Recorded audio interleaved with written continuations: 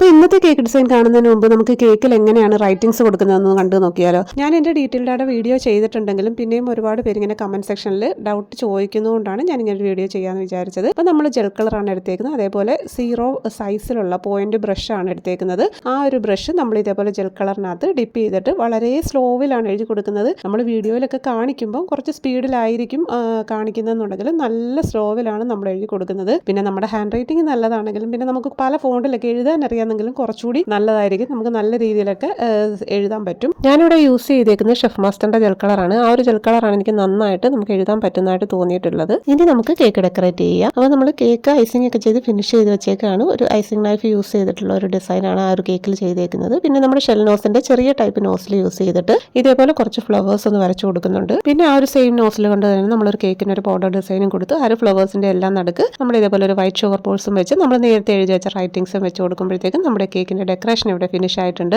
കേക്കിൽ ഡയറക്റ്റ് എഴുതാൻ ബുദ്ധിമുട്ടുള്ളവർക്ക് എനിക്കൊന്ന് ഏറ്റവും നല്ലത് ഇങ്ങനെ ചെയ്യുന്നതായിരിക്കും. അപ്പോൾ ഇന്നത്തെ നമ്മുടെ വീഡിയോ നിങ്ങൾക്ക് യൂസ്ഫുൾ ആയിട്ടുണ്ടെന്ന് വിചാരിക്കുന്നു. അപ്പോൾ ഇൻഷാ അല്ലാഹ് നല്ലൊരു വീഡിയോ ആയിട്ട് വീണ്ടും കാണാം. Thank you for watching.